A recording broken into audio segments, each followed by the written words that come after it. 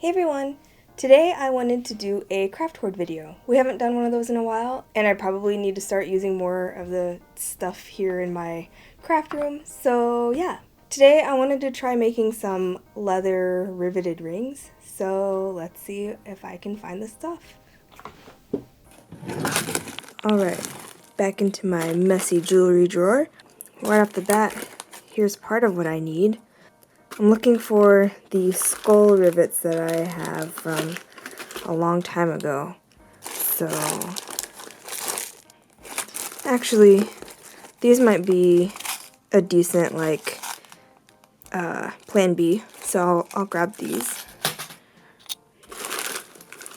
Obviously, I have some Marie Kondoing to do in this drawer. Haven't had any luck in here. I'm gonna keep looking for these guys.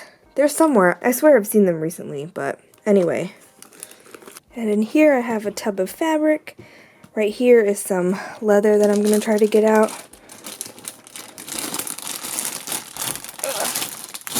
It's like a bag of scraps. So I'll probably use some of that. Or for more structure, I might use this other leather that I've had. It's like thicker. You guys have seen me use it before. I might use that instead. So I pulled this box out and I'm trying to go through and organize. It doesn't really look like I am, but I am. And look what I found. The little skull rivets. So I'm going to finish this and then get on with the project. So here's the progress of my Marie Kondoing. I mean, it's still not the best. I probably need more organizational things, but that is a hell of a lot better than what it was. I gathered rivets, brads, leather, an X-Acto knife, sandpaper, scissors, paper, a ruler, the hammer, and a tiny anvil. So I have this bag of leather, but the leather in it is pretty, soft. So I decided to go with the big roll of leather that I have where it's thicker. You've seen me use this in my projects, like my cat paw leather keychain and one of my sketchbooks. I cut a strip of paper to measure around my finger. I added about 1/2 inch and cut the paper at that length. For this one, I wanted to make it as wide as the skull rivet, so I simply just placed the rivet down and marked how wide to make it, and then cut it to that width. Then I used this paper to mark the width onto the leather, and then cut a strip using an X-Acto knife and a ruler. Again, using the paper, I cut it down to size. I trimmed the corners to make it a bit more rounded. And then I beveled the edges on both sides with the X-Acto knife. I sanded the edges to make them rounded. And if you've ever seen my other tutorials where I work with leather, I use a burnishing stick thing. Well, DIY ones because I'm too cheap to just buy one. I use one of those to burnish the edges. Today, since these were so small, and of course I couldn't find the other burnishing sticks that I've used before, I decided to try out a different technique that I've heard of, which is burnishing the edge with a piece of scrap leather. Like with my other leather projects, I just did a spit burnish, which is exactly what it sounds like. I used my saliva to wet the edges and then used the scrap piece of leather and rubbed it on the edge until they were glossy and smooth.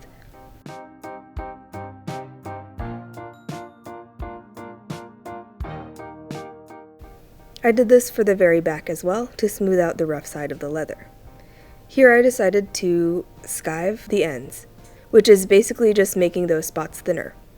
Typically you do this when you're going to be layering the leather over itself so that it's not super thick in that spot, and that's exactly why I'm doing it.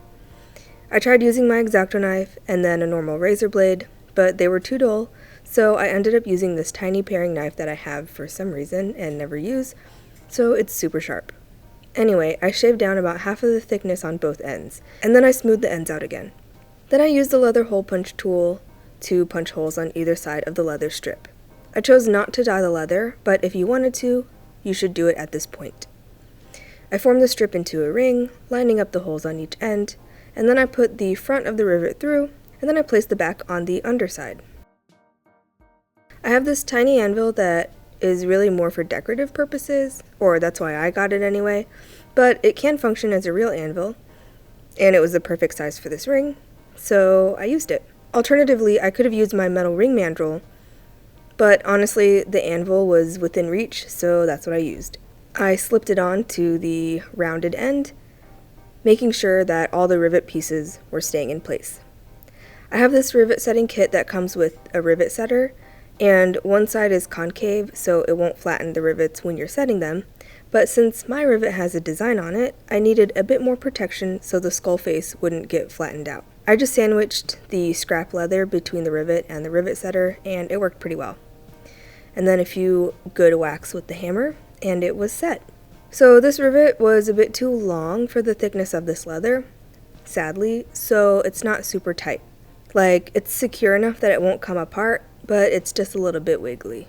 So on to the next kind of ring, more of a faux rivet leather ring. Instead of rivets, I'm going to use a brad. Typically, these are used to hold paper together.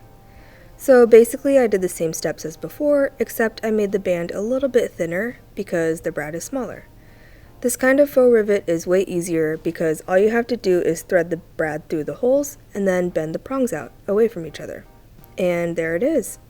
Obviously this isn't as secure as a rivet, but it's a lot more accessible than doing rivets.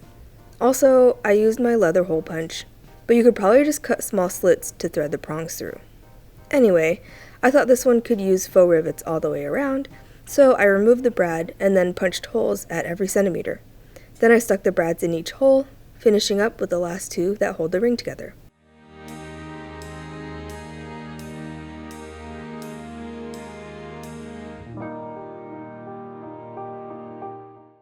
And it's finished.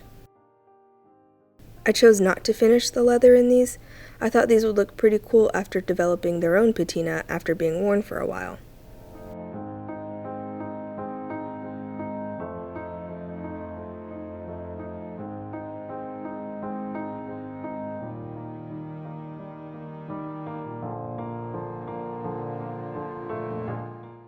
I hope you guys enjoyed today's video. If you did, please leave a like, subscribe, hit that notification bell, all of that good stuff. If you make this project or any of my other projects, use the hashtag CheslynDIY. I love seeing what you guys do. If you have any questions or suggestions for future videos, leave a comment down below. If you want to follow me on any of my social media, those will also be linked down below. Thank you guys for watching, and I'll see you guys next week. Thank you so much to my patrons for helping me produce this video. If you like my videos and have learned something from them, please consider supporting me on Patreon to help me continue to make them. It's totally optional. I'll still be making videos either way. It just helps me be able to put out better stuff. A link will be down below, or you can just click up here in the corner.